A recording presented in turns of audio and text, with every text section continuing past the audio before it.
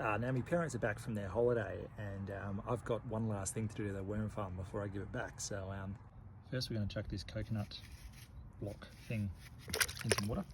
We're going to remove all these weird onion things growing. I don't know what they are, but they need to come out. Oh my god. Get out, Mr. Worm. Get out. Alright, we got most of the oniony stuff out. There's still some in there, but the worms don't care about it. We're going to just put a few bits more of this at the top.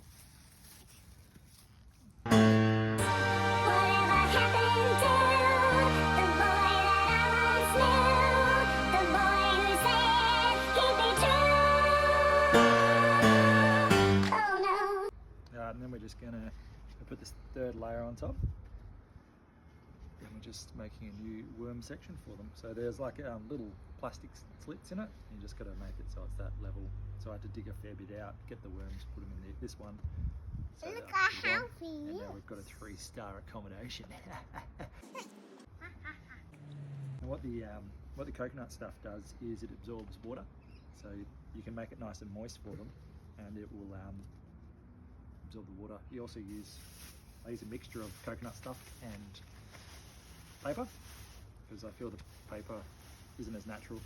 Coconutty kind of feels natural for the worms, and I like my worms to feel a little bit fancy now. And some more coconut. Now most of the worms worms are on this layer, but as soon as I put the food up here, they'll all come through little holes down the bottom, and they'll come to the top layer, and then this second layer will become like the kind of shit factory. So they'll all have their shit combining in there, and then after a few, like a month or so, you can lift that off, get all the poo out, and chuck it all over your bloody veggie patch, and then you can put this one underneath, and that's when you start your rotation, so you can keep rotating and having the good stuff in your veggie patch.